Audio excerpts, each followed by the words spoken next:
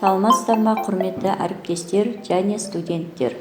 Мен Түркістан облысы Арыс қаласының номері 17 колледждің тігін өндірісі және киімдерді үлгілеу мамандығы бойынша өндірістік оқыту шебері Омарова Айнагүл Орынбайқызы. Бүгінгі бейне сабақтың тақырыбы дымқылды жылумен жұмыс жасауға арналған жабдықтар. Сабақтың мақсаты үйретушілік. Студенттерге дымқылды жылумен өңдеу арқылы әртүрлі тігістерді өңдеуді іс жүзінде үйрету. Дамытушылық, кәсіптік және жылдамдық дағдыларын қалыптастыру, дамыту. Тәрбиелік, өзін-өзі бақылай білуге, уақыттарын тиімді пайдалануға, жұмыстарына ұқыптылықпен жауапкершілікпен қарауға тәрбиелеу. Күтілетін нәтиже: бірінші, дымқылды жылумен өңдеу жұмыстары кезінде қауіпсіздікті сақтайды. Екінші, дымқылды жылумен өңдеу жұмыстары кезінде қойылатын талаптарды орындайды. Үшінші, үтіктеу жұмысының терминологиясын іс жүзінде меңгереді. Сабақтың барысы: студенттер 3 орталық бойынша жұмыс жасайды. Бірінші, ғылым орталығы біледі. Екінші, еңбек орталығы үйренеді. Үшінші, нәтиже орталығы меңгереді. Бірінші, ғылым орталығы. Жаңа сабақ. Матадан тігілген бұйымдардың тігістерін тегістеу үшін дымқылды жылумен өңдеу тәсілі қолданылады. Бұйымның сыртқы көрінісінің сапасы дымқылды жылумен өңдеуге байланысты. Үтіктеу арқылы бұйымның формасын келтіру, әртүрлі тігістерді өңдеу, бұйымның соңғы өңделуі және жапсыру жұмыстары жүргізіледі. Дымқылды жылу өңдеу әдістері үтіктеу, престеу және булау арқылы орындалады. Престеу мен булау процестері жоғарғы қысымды талап ететіндіктен, оларды киімді химиялық тазарту орындары мен ірі тігін өнеркәсіптерінде қолданылады. Үтіктеуге арналған қосымша құралдар. Бұл қосымша құралдар ерекше маталар мен күрделі өңдеуден өткен бұйым бөлшектерін үтіктеу жұмысын жеңілдетеді. Бірінші, барқыт және вельвет сияқты түкті маталарды үтіктеуге арналған инелі тақта. Екінші, бұйымды булау үшін кигізіп қоятын манекен. Үшінші, престеу құрылғысы. Үтіктеуге арналған негізгі құрал-жабдықтар: бірінші, тығыз матамен қапталған қатты үтіктеу тақтасы. Екінші, у мен ылғалды реттеуіші бар үтік. Тұрмыста үтік үшін қолданылатын ыңғайлы құрылғы арнайы үтік үстелшесі. Бұл үстелшенің шетінде арнайы үтікке арналған орын бар. Үтіктеу үшін 2, 4, 6 кг салмақтағы үтіктер қолданылады. Әрбір үтіктің жұмысшы бөлігі табан.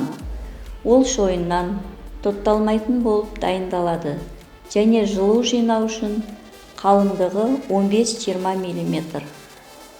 Үтіктің матада жақсы жылжуы үшін табаны жылтырланады. Матаның түріне және үтіктеу температурасының тәртібіне байланысты үтіктің табанының қыздыру ылғалдылығы өңдеу операцияларында 140-220 градусқа дейін қыздырылады. Матаның оң бетінде шығыңқы бөліктердің пайда болуын жоюға арналған дөңес үтіктеу жабдығы. Дымқылды жылумен өңдеу жұмыстары кезіндегі қауіпсіздік ережелері. Бірінші, үтікпен жұмыс істегенде өте мұқият болу керек. Дымқылды жылумен өңдеу жұмысын түрегеп тұрып орындайды. Үтіктеп жатқан зат пен көздің арақашықтығы 35-45 см-ден кем болмауы керек.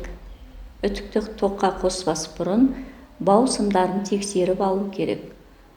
Бұйымды оңнан солға қарай үтіктейді. Аяқ астында резина төсеніш болу керек.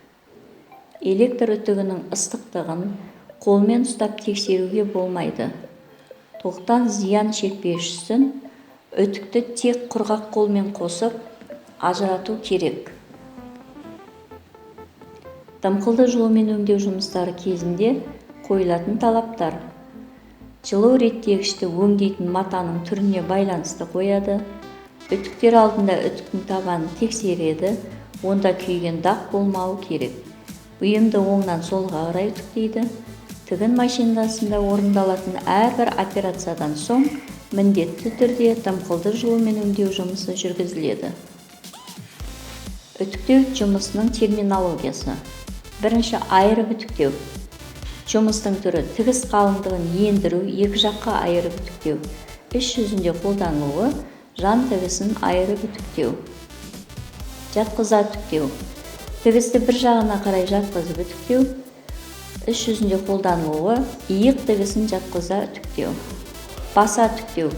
Өлшек қалыңдығын ендіру және форма беру мақсатында үтіктеу. Қалтаны баса үтіктеу. Жия үтіктеу. Матаны қысқарту үшін сәл іркіп ендіріп үтіктеу.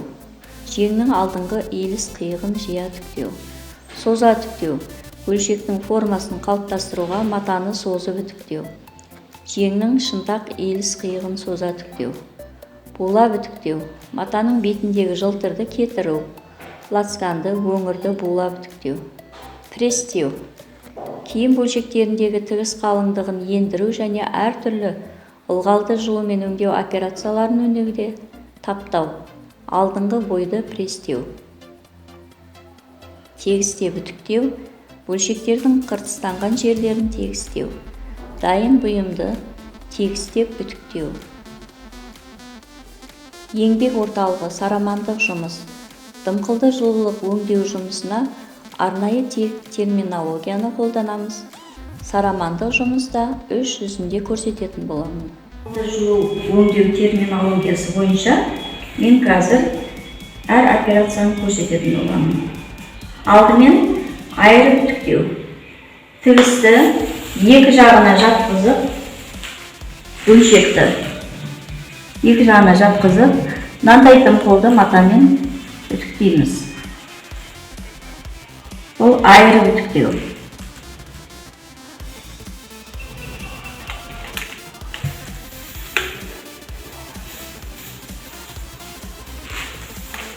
Айырып үтіктеу іс жүзінде жан тігістерінде қолданылады.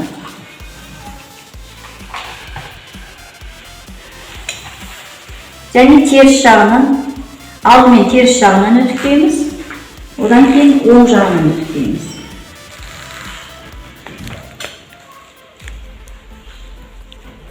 Үтікті оң жақтан сол жаққа қарай үтіктейміз. Бұйымды үтіктегенде оң жақтан сол жаққа қарай үтіктейміз. Неге айырып үтіктелді? Келесі, тігісті біз жатқыза үтіктейміз.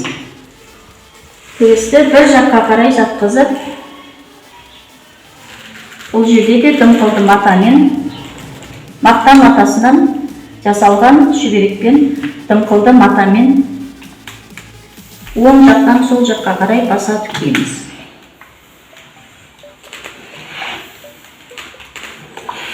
Алдымен теріс жағынан үтіктейміз. Мінекей бір жаққа қарай жатқызылды. Одан кейін оң жағынан дымқылды матамен үтіктеген ыңғайлы.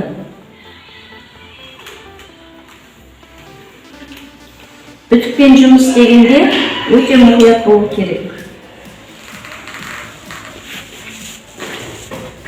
Келесі баса үтіктеу.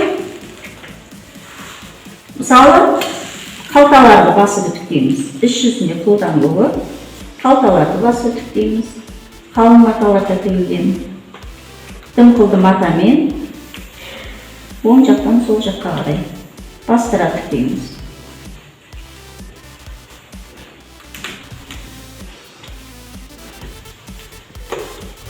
Іс жүзінде қолданылуы: бастыра үтіктеу. Қалталарды бастырып үтіктеу.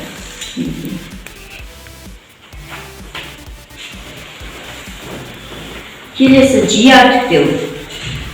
Бұл жерде жеңнің алдыңғы иілісін мынандай арнайы жастықша қою арқылы үтіктеуге болады.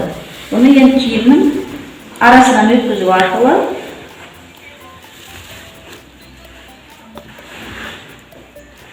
теріс жағын аударып аламыз киімді. Жеңнің иіліс, алдыңғы иіліс бойын, иіліс тігісін жастықша қою арқылы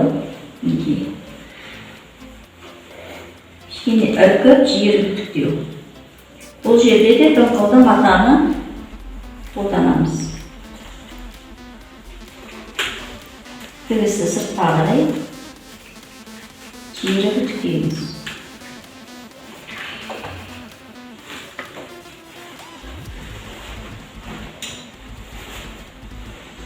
Көйлектің алдыңғы, жеңнің алдыңғы иілісі осылай жиырға түктеледі екен. Келесі бізде соза түктеу. Соза түктеу, жеңнің шынтақ иілісін соза түктейміз. Бұл жерде де дымқылды матаны қоя отырып, соза түктейміз. Тігісті айырып, дымқылды мата қою арқылы бұл жерде де шынтақ тігісін соза түктеледі. Оң жақтан сол жаққа қарай үтіктеледі. Бұйымды үтіктегенде оңнан солға қарай үтіктеледі. Теріс жағынан үтіктедік. Келесі оң жағынан үтіктейміз. Соза түктейміз.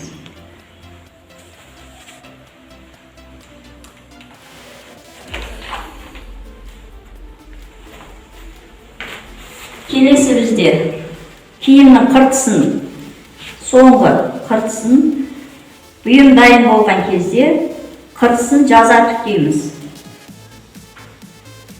Бұйымның соңғы бұл жерде де дымқылды матаны үстіне қоя үтіктеу орындалады.